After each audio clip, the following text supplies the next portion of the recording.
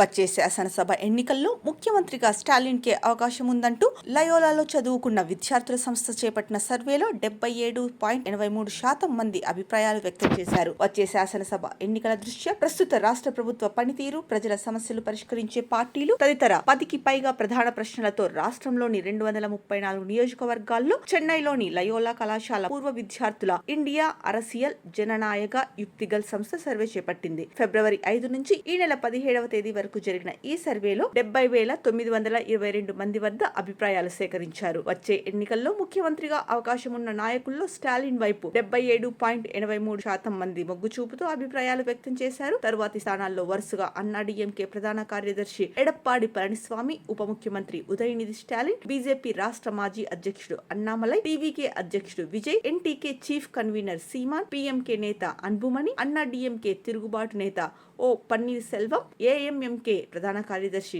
TTV Dinakaran, VCK అధ్యక్షుడు తిరుమావలవన్ నిలిచారు. భవిష్యత్తులో ఏ రాజకీయ నాయకుడి కారణంగా రాష్ట్రం విరాజిల్లుతుందనే ప్రశ్నకు అత్యధికులు అన్నామలై వైపు సుముఖత చూపారు. రెండో స్థానంలో విజయ్, మూడో స్థానంలో ఉదయనిధి, నాలుగో స్థానంలో సీమాన్ నిలిచారు. ప్రస్తుత రాజకీయ పరిస్థితుల్లో ఎవరికి ఓటు వేస్తారనే ప్రశ్నకు 17.7% మంది డీఎంకేకు మద్దతుగా గలం విప్పారు. తరువాత స్థానాల్లో అన్నా డీఎంకే 17.3%తో, టీవీకే 12.20%తో, NTK 6%, BJP 5%, PMK 4.9%, Congress 3.10%, DMDK 2.5%, VCK 2%, కమ్యూనిస్టులు 1.4%గా నిలిచాయి. ఇక 10.16% మందికి ఇతర పార్టీలకు ఓటు వేస్తామని, 6% మంది ఎవరికి ఓటు వేయమని చెప్పగా, 3.3% మంది నోటాకు ఓటు వేస్తామని, 8.3% మంది ఇంకా నిర్ణయించలేదని వెల్లడించారు.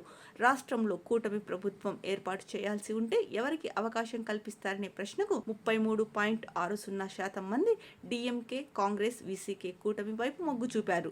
28.70% మంది అన్నా డీఎంకే, బీజేపీ, పీఎంకే కూటమికి, 25.3% మంది టీవీకే, ఎన్టీకే ఉండే కూటమికి, ఇతర పార్టీలకు 12.40% మంది మద్దతు పలికారు.